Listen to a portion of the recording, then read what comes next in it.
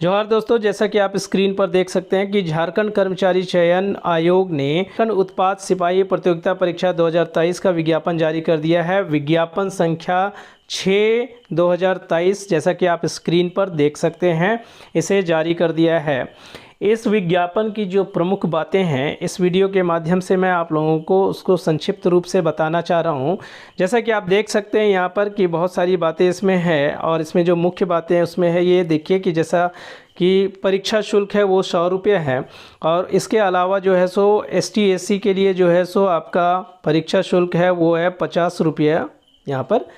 उसके आगे हम लोग देखेंगे कि अगर आपने जो है सो पहले से इसका फॉर्म भरा था, इसके पहले जब आया हुआ था, तो उस वक्त अगर आपने भरा है तो आपको कोई फ़ीस जो है सो फिर से नहीं लिया जाएगा। बस आपको ये करना है कि आपको इस विज्ञापन में आपका निबंधन संख्या यानी रजिस्ट्रेशन नंबर डालना है, जन्मतिथि और अपना नाम और पिता का नाम दर्ज करना ज़रूरी है, और ये दर्ज करने के बाद जो है सो आपसे कोई फ़ीस नहीं लिया जाएगा। आगे जो इसके प्रमुख है वो है रिक्तियों का विवरण। जैसा कि आप स्क्रीन पर देख सकते हैं कि कुल रिक्ति यहाँ पर जो है सो वो दर्ज किया गया 583। फिर इधर आगे है महिला का 30, और खेलकूद कोटा से जो है सो यहाँ पर 12 दिया गया है। फिर आगे इसमें जो प्रमुख बातें हैं उसको मैं दिखा देता हूं कि आपका जो इसमें योग्यता जो है वो आपका मैट्रिक परीक्षा उत्तीर्ण होना चाहिए, और वो भी भारत सरकार के अंदर मान्यता प्राप्त जो भी शैक्षणिक संस्थान है उन सब से। मतलब ये नहीं है कि सिर्फ झारखंड के अंदर में जो था, जो कि पहले था, वैसा कुछ नहीं है। इसमें साफ साफ लिख दिया है कि भारत के अंदर मान्यता प्राप्त शैक्षणिक संस्थान से मैट्रिक परीक्षा उत्तीर्ण होनी चाहिए, तो आप इस फॉर्म को भरने के योग्य हैं। आगे देखिए इसमें प्रतियोगिता के स्तर यहाँ पर जो है सो वो खेलकूद जो है सो आपने कोई अगर वैसा कोई मेडल वगैरह आपने जीता है तो उसके लिए है यहाँ पर राष्ट्रीय रिकॉर्ड स्थापित करने वाले खिलाड़ियों का। चूँकि ये एक सिपाही वाला एग्ज़ाम है तो आपका शारीरिक माप का जो यहाँ पर जो है सो योग्यता दिया है उसे आप देख सकते हैं शारीरिक माप में कि जनरल के लिए जो है सो 160 सेंटीमीटर ऊंचाई होनी चाहिए, और सीना का जो चौड़ाई है वो 81 सेंटीमीटर। उसी तरह ST SC के लिए 155 जो है सो ऊंचाई होना चाहिए, और सीने की चौड़ाई जो है सो वो 79 सेंटीमीटर होनी चाहिए। आगे देख सकते हैं कि OBC 1 और OBC 2, देखिए OBC 1 और OBC 2 के लिए न्यूनतम जो है सो 160 सेंटीमीटर ऊंचाई और सीना जो है सो 81 सेंटीमीटर। और फिर आगे जो है सो महिला में देखिए कि ऊंचाई इनकी जो है सो 148 सेंटीमीटर होनी चाहिए। फिर आगे यहाँ पर इसमें जो प्रमुख है वो आप उम्र की जो सीमा है उसे जो है सो उसको देखिए, उम्र की सीमा को न्यूनतम जो लिया गया है वो है 18 वर्ष, और ये 18 वर्ष जो है सो आपको 1/8/2023 तक पूरा होना चाहिए, यानी 1 अगस्त 2023 तक में आपका उम्र जो है सो वो 18 वर्ष, और अधिकतम भी जो है सो 1 अगस्त 2018 तक जो है सो अधिकतम उम्र सीमा आपकी होनी चाहिए। फिर देखिए यहाँ पर उम्र सीमा जो लिया गया है उसको देख सकते हैं कि यहाँ पर जनरल के लिए आपका वो है 25 वर्ष, OBC 1 और 2 पुरुष के लिए जो है वो है 27 वर्ष। फिर आगे देख सकते हैं यहाँ पर महिला जो है सो महिला और जिसमें OBC 1 और OBC 2 उसके लिए 28 वर्ष, और अनुसूचित जाति यानी ST SC पुरुष और महिला दोनों के लिए जो है सो 30 वर्ष जो है सो उम्र सीमा ली गई है। भूतपूर्व सैनिकों के लिए जो है सो 5 वर्ष की अतिरिक्त छूट दी गई है। उसके आगे हम लोग देखते हैं यहाँ पर आरक्षण के लिए जो है सो आपका स्थानीय निवासी जो प्रमाण पत्र है उसमें आप देख सकते हैं कि 2/6/2016 द्वारा निर्धारित प्रपत्र में जो SDO यानी अनुमंडल पदाधिकारी के से जो निर्गत है स्थानीय निवासी प्रमाण पत्र, उसमें वो आपका मान्य होगा, यानी उसके बाद के जो है सो बने हुए वो मान्य है, इसके पहले वाला मान्य नहीं होगा। उसके अलावा अगर आपका मान लीजिए कि CO से बना हुआ है, अंचलाधिकारी से बना हुआ है, तो वो कब का बना होना चाहिए कि 19/7/2019 यानी 19 जुलाई 2019 के बाद अगर आपका जो है सो जारी किया गया है तो वो आपका मान्य है। लेकिन यहाँ पर साफ साफ लिख दिया है कि 2/6/2016 यानी 2 जून 2016 के पूर्व जो है सो किसी भी स्तर से जो है स्थानीय प्रमाण पत्र जो जारी किए गए हैं, किसी भी स्तर के हैं, चाहे SDO लेवल के हैं या CO लेवल के हैं, तो वो मान्य नहीं होंगे। उसके आगे हम लोग देख सकते हैं यहाँ पर जाति प्रमाण पत्र में आप देख सकते हैं कि इसमें जो लिखा गया है कि जाति प्रमाण पत्र आपका जिला के देखिए यहाँ पर जिला के उपायुक्त है, अनुमंडल पदाधिकारी है, इन सब के द्वारा जो निर्गत किए गए हैं। उसके आगे जो है सो यहाँ पर साफ साफ लिखा हुआ है कि आपका जो जाति प्रमाण पत्र है वो 25/2/2019 के बाद अगर सीओ द्वारा जो है सो निर्गत किया गया है तो वो कौन से परिशिष्ट पर होना चाहिए, परिशिष्ट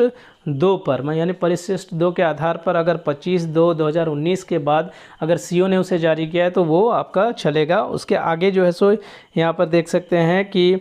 अगर आपका 10/5/2023 यानी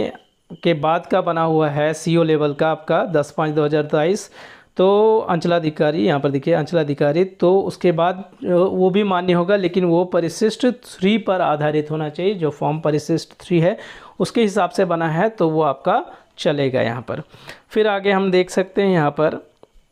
कि रजिस्ट्रेशन का जो डेट वगैरह ये सब यहाँ पर आपको दिया गया है। इसको मैं बता देता हूँ कि रजिस्ट्रेशन 1 जून 2023 से लेकर 30 जून 2023 की मध्य रात्रि तक आपको रजिस्ट्रेशन कर सकते हैं, यानी फॉर्म भर सकते हैं। परीक्षा शुल्क भरने का जो डेट है वो है 2 जुलाई 2023 की मध्य रात्रि तक। फ़ोटो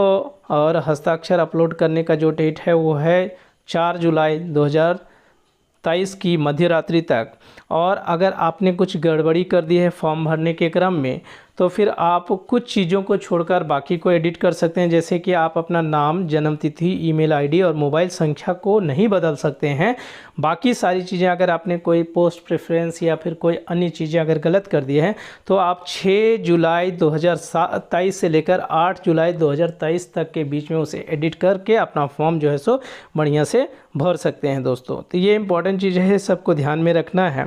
फिर आगे यहाँ पर देखिए, यहाँ पर जो दिया गया है कि परीक्षा का स्वरूप क्या होगा। तो परीक्षा का स्वरूप जो है सो यहाँ पर 3 चरणों में ली जाएगी, जिसमें पहला चरण है शारीरिक दक्षता परीक्षण यानी कि फिजिकल टेस्ट, सेकंड में जो है सो लिखित परीक्षा और थर्ड में जो है सो आपका चिकित्सीय जांच यानी मेडिकल, फिजिकल, रिटन और लास्ट में मेडिकल। पहले आपको फिजिकल पास करना पड़ेगा, फिर रिटन और फिर लास्ट में जो है सो मेडिकल टेस्ट से गुजरना पड़ेगा। इसके बाद जो है सो आपका ज्वाइनिंग होगा। यहाँ पर देखिए शारीरिक दक्षता परीक्षण में जो है सो जो इसमें दिया गया है वो इम्पोर्टेंट चीज़ है कि शारीरिक दक्षता तो आपको पास करना ही पड़ेगा, जिसकी अर्हता आगे दी गई है कि कितनी दौड़ है आप लोग को करनी पड़ेगी। लिखित परीक्षा में जो मुख्य रूप से यहाँ पर जो दिया गया है कि लिखित परीक्षा जो है वो OMR शीट पर होगी, CBT एग्ज़ाम नहीं होगा, यानी कंप्यूटर बेस्ड टेस्ट नहीं होगा, CBT एग्ज़ाम यहाँ पर नहीं होगा बल्कि OMR होगा, यहाँ पर लिखित परीक्षा हो जाएगा। उसके बाद आगे हम लोग देखते हैं यहाँ पर को जो चिकित्सीय जांच है वो मेडिकल टीम जो है सो वो आगे जब इन सबको पास कर लेंगे तब आपको मेडिकल से गुजरना पड़ेगा, वो सब चीज़ें। लिखित परीक्षा में जो यहाँ पर दिया गया है, इस लिखित परीक्षा पर थोड़ा ध्यान दे देते हैं कि लिखित परीक्षा वो है वो 3 पत्र के होंगे, ध्यान देना है, 3 पत्र के, और हर एक पत्र की जो अवधि है वो 2 घंटे की होगी। जिसमें से पहला पत्र है वो है आपका यहाँ पर देख सकते हैं भाषा ज्ञान। भाषा ज्ञान यानी जिसमें से हिंदी भाषा ज्ञान और अंग्रेजी भाषा ज्ञान के प्रश्न आएंगे। कुल मिला के 120 प्रश्न होंगे, जिसमें हिंदी भाषा से 80 प्रश्न और अंग्रेजी भाषा से 40 प्रश्न होंगे। इसमें आपको 30% न्यूनतम अंक लाना ही होगा, इससे कम लाते हैं तो बाकी आपके अन्य 2 पत्र जो है सो उसका मूल्यांकन नहीं होगा। हालांकि ये पत्र मेधा सूची में इसमें नहीं जोड़ा जाएगा, लेकिन चूंकि आपको आगे के परीक्षा को जो है सो आगे का जो 2 परीक्षा है उसे मेगा सूची में जोड़ा जाएगा, तो उसके लिए आपको ये पास करना जरूरी है, अदरवाइज़ आपका उसका मूल्यांकन नहीं होगा बाकी 2 अन्य पत्र जो है उसका। फिर आगे यहाँ देख सकते हैं कि जो पेपर 2 है, पेपर 2 जैसा कि हम लोग जानते हैं पिछले जो वैकेंसी उसमें भी पेपर 2 में जो है सो आपका क्षेत्रीय और जनजातीय भाषा ज्ञान है, जिसमें आपका जो भी बात के चलते हिंदी और अंग्रेजी अब डाल दिया गया। हिंदी, अंग्रेजी, संस्कृत, उर्दू, संथाली, बंगला, मुंडारी, हो, खड़िया, कुड़ुक, कुरमाली, खोटा, नागपुरी, पंचपरगनिया, उड़िया, इन सब में से एक भाषा का चयन करना है। और भाषा में जो है सो आपके 100 प्रश्न आएंगे, बहुविकल्पीय मल्टीपल चॉइस के क्वेश्चन 100 प्रश्न आएंगे, और इसमें भी आपको जो है सो 30% जो है सो न्यूनतम अंक लाना है, प्राप्त करने अनिवार्य है। लेकिन 30% से तो काम चलेगा नहीं, आपको मैक्सिमम इसमें लाना है। जैसे फर्स्ट पेपर में 30 आप ला के छोड़ दिए, कोई दिक्कत नहीं, वो तो सिर्फ क्वालिफाइंग है, लेकिन इसमें ज़्यादा से ज़्यादा आपको लाना है, तब तो आपका मेरिट बनेगा आपका। उसके आगे हम लोग देखते हैं यहाँ पर कि जो पत्र 3 है, इस पत्र 3 में जो है सो इसमें 120 जो है सो आपके प्रश्नों की संख्या होगी, जिसमें सामान्य अध्ययन से 40 प्रश्न, झारखंड राज्य से संबंधित 50 प्रश्न और सामान्य विज्ञान से 20 प्रश्न और सामान्य गणित से 10 प्रश्न, कुल मिला के 120 प्रश्न। ठीक है, और इसमें भी आपका नीचे में लिख दिया है कि 3 में जो है सो इसमें भी जो है सो आपका 30% न्यूनतम अंक अर्जित करना जरूरी है। यानी कुल मिला के तीनों पत्रों में जो है सो न्यूनतम 30% लाना जरूरी है। पहला क्वालिफाइंग है, उसमें आप 30% ला के भी चला जाएगा, लेकिन बाकी चूँकि आपको मेरिट लिस्ट में आना है तो इन सब में 30% से कहीं ज़्यादा आपको लाना है, तब जाके आप मेगा सूची में आपका नाम आएगा। दोस्तों इसको ध्यान में हम लोग को रखना है। आगे हम लोग जब देखते हैं यहाँ पर, तो यहाँ पर बहुत सारी चीज़ें अन्य बातें भी लिखी हुई है कि